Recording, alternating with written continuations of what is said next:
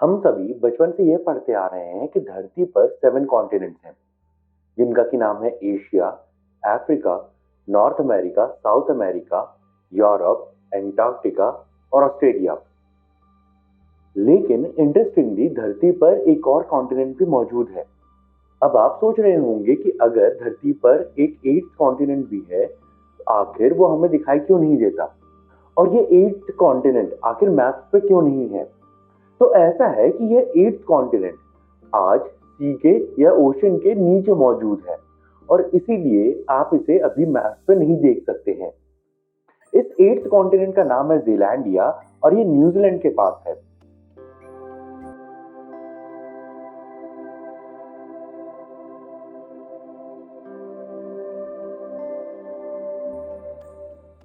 यह 8th continent Zealandia लगभग 5 million square kilometre के एरिया में फैला हुआ है और इसका 96% एरिया ओशन के सरफेस के नीचे है और जो बचा हुआ 4% है वो न्यूजीलैंड और न्यूजीलैंड के आसपास के आइलैंड्स को फॉर्म करता है। जीलैंडिया हमारी धरती पर पाए जाने वाले सभी कॉन्टिनेंट्स में सबसे छोटा है, लेकिन यह अरेबियन पेनिनसुला और इंडियन सब कॉन्टिनेंट से भी बड़ा है। 26 सितंबर 2023 को जीलैंडिया का एक डिटेल्ड मैप टेक्टोनिक्स जर्नल में पब्लिश हुआ। तो अब ये क्वेश्चन खड़ा होता है कि आखिर इतना बड़ा लैंडमार्क हमसे इतनी लंबे टाइम तक कैसे छुपा रहा और फिर इस कॉन्टिनेंट में अभी अचानक से ही इतना ज्यादा इंटरेस्ट कैसे जनरेट हो गया?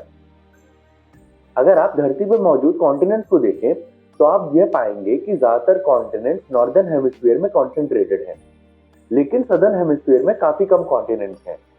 एंटार्क्टिका और ऑस्ट्रेलिया ही पूरी तरह से सदर्न हेमिस्फीयर में है।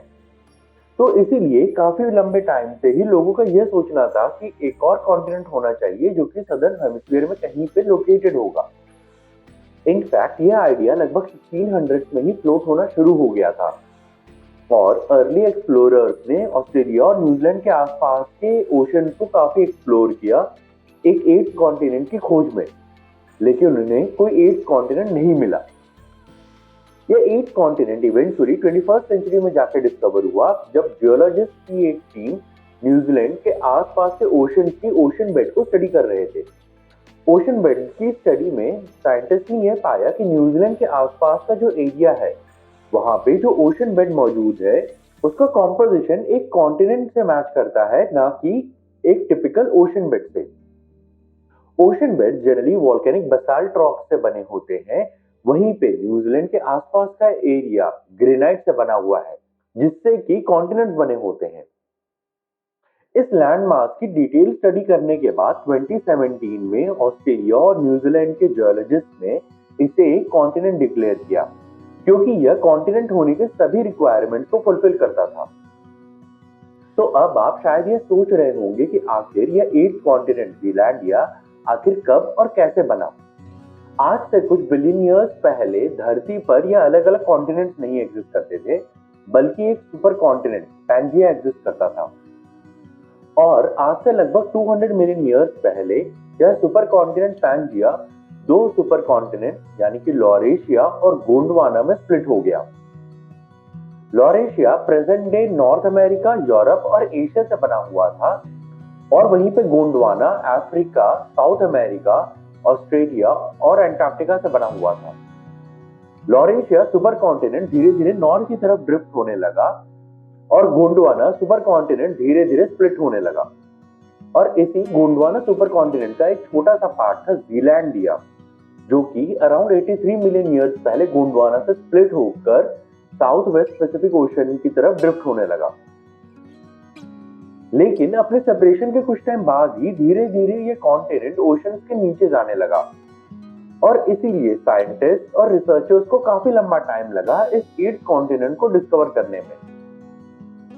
और इवन दो 2017 में ही न्यूजीलैंड और ऑस्ट्रेलिया के जियोलॉजिस्ट ने इसे कॉन्टिनेंट डिक्लेयर कर दिया था, लेकिन आज भी हम जीलैंडिया को मैप पे इसलिए नहीं देख सकते क्योंकि इसका एक डिटेल्ड मैप अवेलेबल नहीं था। लेकिन सितंबर 2023 में इवेंचुअली सैटेलाइट के डेटा को यूज करके इस कॉन्टिनेंट जीलैंडिया का एक डिटेल्ड मैप बना लिया गया है और इसीलिए यह हो सकता है कि बहुत ही जल्दी आप ज़ीलैंडिया को नए मैप पे देख सकें।